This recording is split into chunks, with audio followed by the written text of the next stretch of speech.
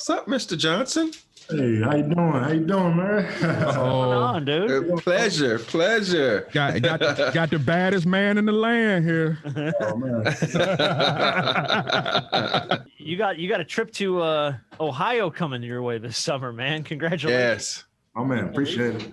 Yes, sir. It's very exciting. You know, I'm so swamped with business right now, but every time I get to think about it, man, I just get to cheesing.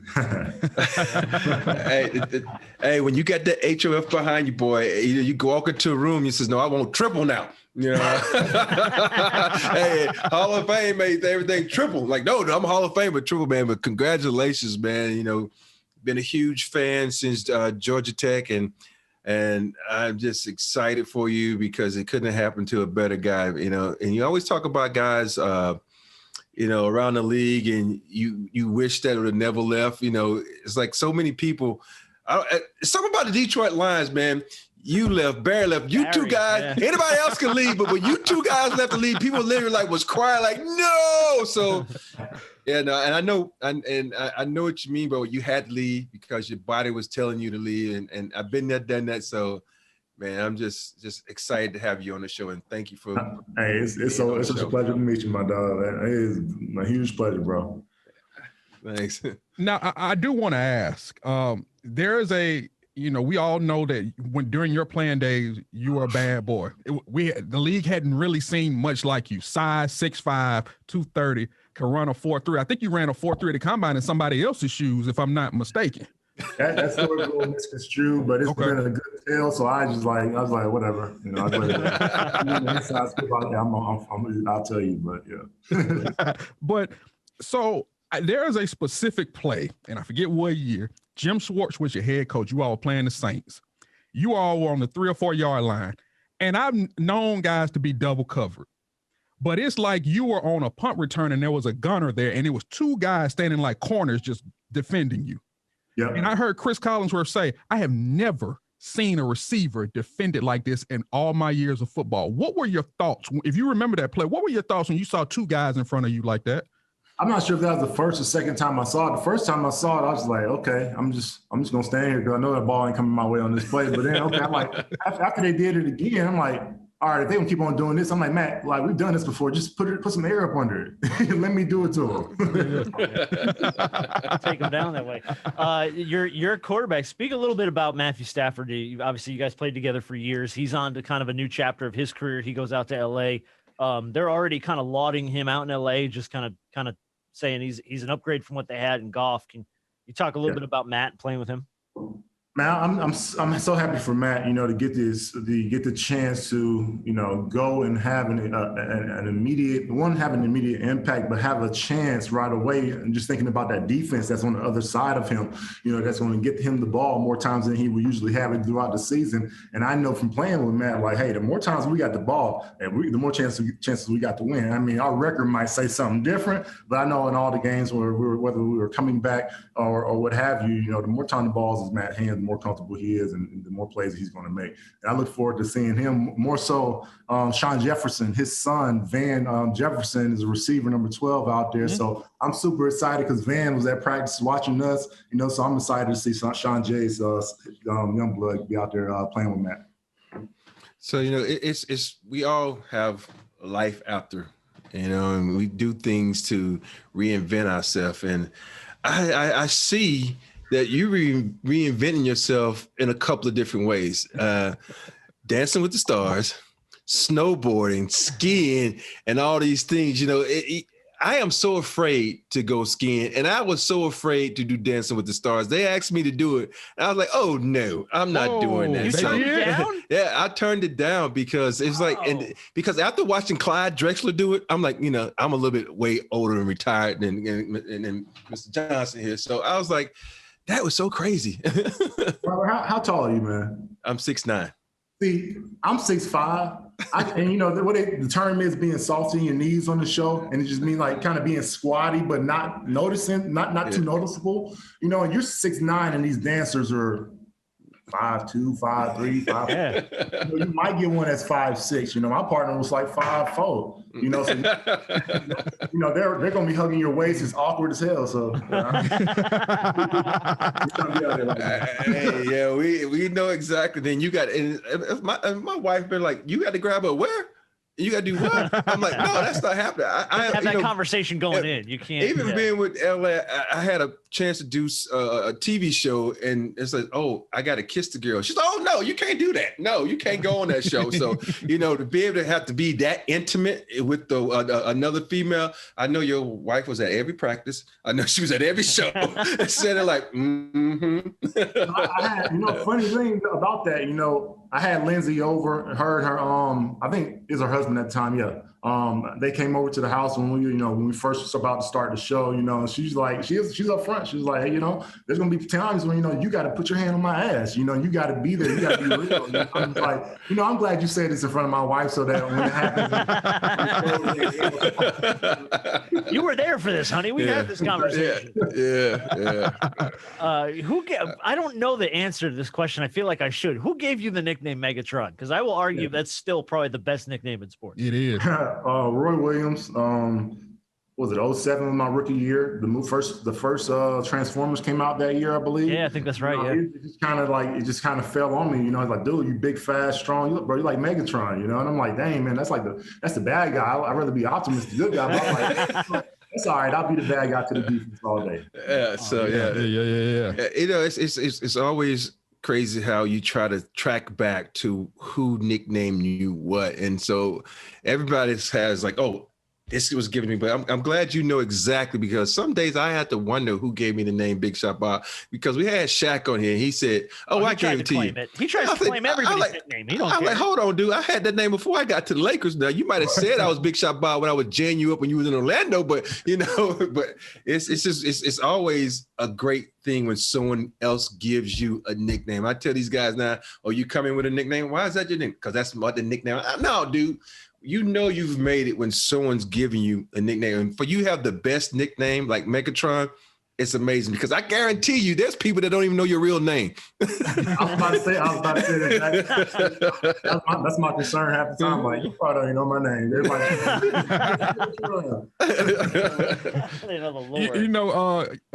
Megatron, or Calvin, shall I say? Don't fall into the trap. Just talked about it. You're going into the hall. You had a tremendous career. Was there ever a point in time, because you heard a lot of talk, okay, did Calvin play long enough? Did he have enough touchdowns? Did he have enough catches? You look at a lot of these, how the game is a passing game now, guys just getting stats left and right. Did you ever think for a moment, okay, I'm gonna get in, but I didn't expect to get in on the first try? Did that ever cross your mind? Man, it did. I can't lie. Sitting here thinking about it, I knew that, one, being in Detroit, not having a whole lot of wins, not getting into, the playoffs a whole lot, would be held against me. Obviously, retiring after my 9th year would have been was going to be held against me. Should I almost retired after my 8th year. I know might not happen then. So I knew those things would be held against me. But hey, I mean, over the course of that time, man, I was the baddest one to play. Sure was. I ain't even gonna lie about that. Yeah, you were. No joke. Did you see any of the big deal that Dak Prescott signed this week? Man, 126 million guaranteed or something? I don't know anything about it. I got a baby coming. I got a business opening up soon, man. I ain't watch no TV. You know what? Good for you. On Snowfall. That's all. Hey, there you go. There you go. Franklin Saint all day, baby. Hey, it's people don't understand, when you walk away from the game, you have to start that second chapter of your life. And it was 3 years before I even watched basketball, because I didn't even care anymore. And I cared about the sport and to love it, but I didn't care to watch it, because I just wanted to decompress, get away from it, and just do what I need to do. And that's the biggest thing that people don't understand, because you have to reinvent yourself pretty much, because everybody thinks of you as, oh, you're a football player, you're a basketball player, you're a baseball player. No, I'm a human being. First of all, I have a family support. I got to do something else, because the money I made in the professional, I want to put that to the side now. I want to say that for a rainy day. I want to try to reinvent myself and be normal.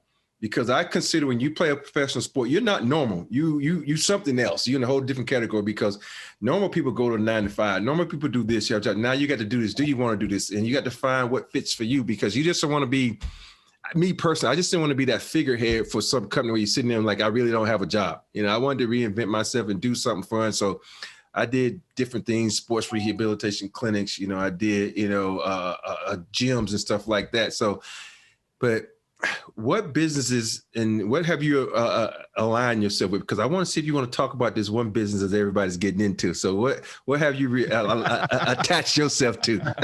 Man, you're 100% right about that. Like after the game, I did the exact same thing. It was probably about 2, maybe 3 years there where I didn't watch any football. I didn't care to watch it. Mm-hmm. I didn't love football because I was trying to reinvent myself, as you say, and find what's my new passion. I love to be around the game. I love to work with young receivers. I love to give them everything I got. Anything I love to pour everything I have, all my knowledge from the game into those guys. I like to do real estate. I was just trying to find the things that I like to do so it doesn't feel like work. And in doing so, I did some I did my thing, traveling to different teams, doing some working with the receivers in the NFL in college, but I really enjoy doing some things in real estate and learn how to, I wanted to build up a portfolio of properties to build up some passive income so I could really, build upon what I got and do what I really want to do. And that's, really to do some great things with my foundation. But in the meantime, I, in doing real estate, ended up, finding some properties in what's quote unquote the green zone in Michigan. And we was like, oh man, we can, we can lease this property out to an operator, and then we just thought about it more. And it was like, man, we know what a good team looks like and what a bad team looks like. Let's put together a good team here, and that's what we've proceeded to do here in Michigan. You have your real estate license? I don't have a real estate license. I was in the process. I was actually studying for a class up here in Michigan, and once we got our licenses and stuff here in Michigan, I kind of went by the wayside. Oh, okay. I was going to say he's really reinventing himself. He get his license and stuff. It's I kind of did that on purpose to set you up because you said I know you work with a lot of young individuals. So it's just a yes or no question now. Can I send my son to you? He's just leaving Texas A&M tight end. Can I send him to you so you can work with him? I'm totally kidding, man. I'm totally kidding.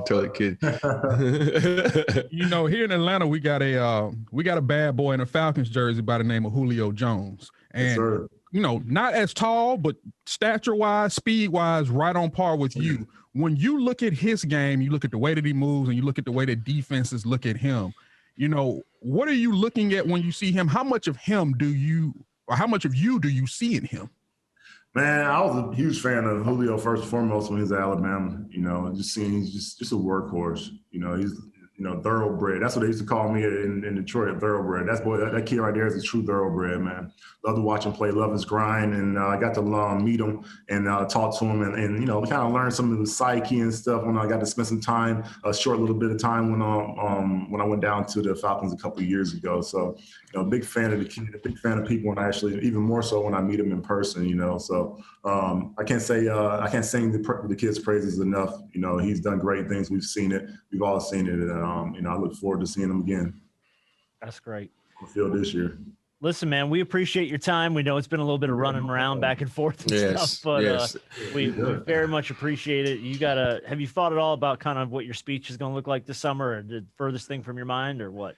Man, it's not the furthest thing from my mind. I got a little docket here, and it's kind of halfway down. I got like I said, I got a couple of things going. I think first and foremost is my wife. She's gonna drop a baby here in the next less than 2 weeks probably. So, just making sure everything she's comfortable and life's about to get hectic for you then again. The business, like I say, life is it's always. I mean, I'm more busy than I was when I played football. We're in constant meetings now. People are taking advantage of my Zoom time. Not y'all. I love talking to y'all. But it's all good.